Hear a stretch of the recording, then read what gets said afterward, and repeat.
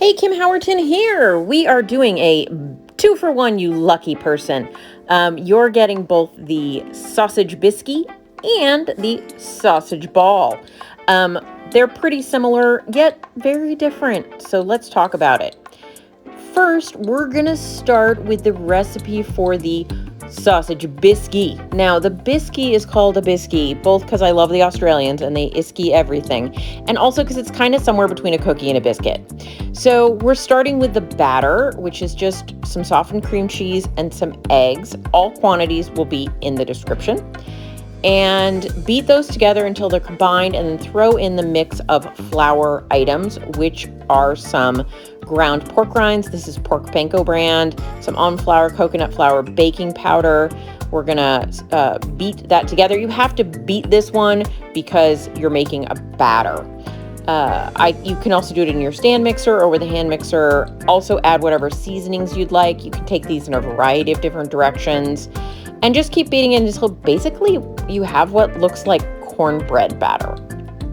And you can see that here in the video. Once you've got it to that point, you are going to add your cheese and ground sausage. In this recipe, that ground sausage should be pre-cooked. It wants to be cooked before you add it to the batter. Now, this batter, you could add almost anything. You could slice up some salami, you could put cheese and salami, you could do ground beef, you could do lots of different things, but the meat should be cooked. And pop that in and fold it all together until it is completely distributed. The amounts of cheese and meat just depend on how densely populated with cheese and meat you want. So you go for what sounds good to you. Then I'm going to make these fairly large. I'm just shaping them into biscuit-shaped things on a parchment-lined baking tray. I'm doing them large, so I did 6. You could also do smaller ones. You could do little bite-sized ones. Obviously, the smaller they are, a little bit less time cooking, so keep an eye on them. You're cooking them in a 350-degree oven for about 23 to 27 minutes. You're looking for a golden brown to the top, and then they are done and ready. So here I'll show you the texture on the inside. You can see that it's a little bready.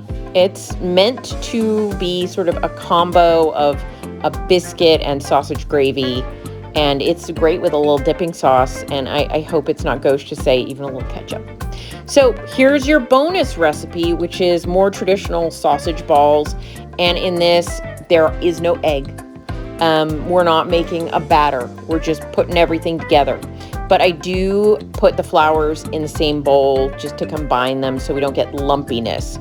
And if you want like a sweet savory kind of thing, you can add a little bit of brown sugar swerve or sugar-free syrup or whatever kind of sweetener you want into the flour mixture to give you kind of that sweet savory. Not necessary though if you don't do sweeteners, or you're just not looking for that flavor this time. I mash all that together so the flours are well combined, and again, no lumpiness. And then we take out a large bowl, dump in the meat. I put in the cheeses first and distributed those. I use this raw cheddar I found. I'm gonna pause for a second and say, a lot of times people ask, is it okay to use pre-shredded cheese? And most pre-shredded cheeses have a lot of crap in them that I don't necessarily want to be using. Though ask me if I do occasionally use them anyway, and the answer will be yes, because convenience. But I found this one at Sprouts, and it doesn't have any cellulose or any of the other stuff in it. It's pretty cool. Anyway, you can see here, I'm just squishing it all together with my hands. Yes, I use my hands. It's just too painful to do with a spoon. I wash my hands. Just wash your hands, people. It's fine. And then I added the flours, mixed it all together until it looked really well distributed. Then I'm just gonna get out my parchment-lined baking tray again. A rim is super important on this one because you don't want running off fat from the sausage and starting an oven fire, so use a rim. Then I just used a tablespoon to portion them out and then rolled them between my hands until they were a meatball. And I am going to pop those into the oven once I am done baking them, hotter, shorter.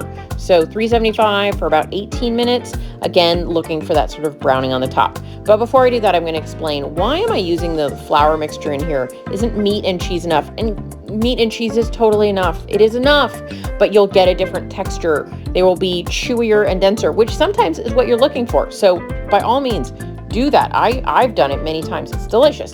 But for this particular recipe, for the experience I was looking for, if you've ever had a traditional Italian meatball and it's got more of a cakey, bready, less dense, chewy texture, that's the texture. And here you can see the after. They look browned on top and they are delightful. Be cautious. Don't eat them all immediately because they're just so bite-sized and easy to pick up and eat. Anyway, but here I'll show you what the texture looks like inside. I know, I give so much to my science. That is terrible lighting, I apologize, but assuredly they are delicious. So there's all sorts of flavor variations you can make. I'll try to put some ideas in the description for you, so look for that. You can also find things at kimhowerton.com. And last but not least, if you like videos from me, please like and subscribe. That would be delightful, and I would appreciate it. Have an incredible day. Bye.